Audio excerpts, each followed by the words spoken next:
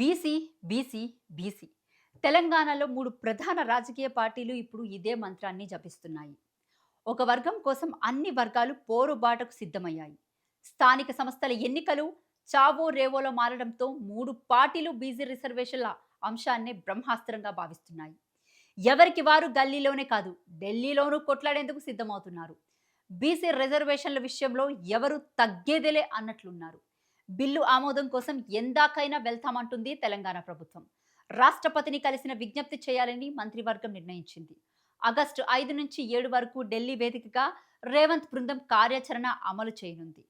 సామధాన భేయ దండోపాయం ద్వారా బీసీ రిజర్వేషన్లు సాధిస్తామంటున్నారు ప్రభుత్వ పెద్దలు. మీరేంటి బీసీల కోసం పోరాడేది, అసలు పోరాటం అంటే ఏంటో చూపిస్తామంటుంది బీఆర్ఎస్.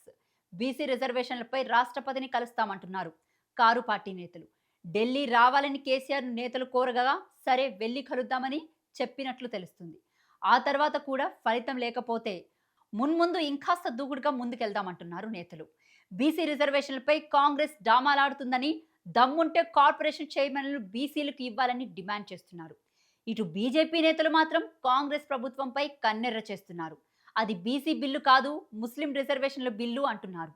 బీసీ రిజర్వేషన్లపై కాంగ్రెస్ కు చిత్తశుద్ధి లేదని ఆగ్రహం వ్యక్తం చేస్తున్నారు. ముస్లింలకు కేటాయించిన 10% రిజర్వేషన్లను తొలగిస్తామనే బిల్లుకు మద్దతిస్తున్నామంటున్నారు.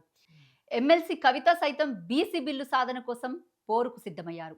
ఆగస్టు 4, 5, 6 తేదీల్లో 72 గంటల పాటు దీక్ష చేయనున్నట్లు ప్రకటించారు. గవర్నర్ దగ్గర పెండింగ్ లో ఉన్న ఆర్డినెన్స్ అంశంపై ప్రభుత్వం సుప్రీంకోర్టు ఎందుకు వెళ్లడం లేదని ప్రశ్నించారు. బీసీ బిల్లు సాధన విషయంలో కాంగ్రెస్ పార్టీకి చిత్తశుద్ధి ఉంటే అఖిలపక్షం ఏర్పాటు చేసి ఢిల్లీకి తీసుకెళ్లాలన్నారు కవిత. మొత్తంగా ఓవర్ టు ఢిల్లీ అంటున్నారు తెలంగాణలోని పొలిటికల్ పార్టీలు. మరి పార్టీల ఒత్తిడితో కేంద్రం దిగొస్తుందా, బిల్లుకు ఆమోదం తెలుపుతుందా అన్నది చూడాలి.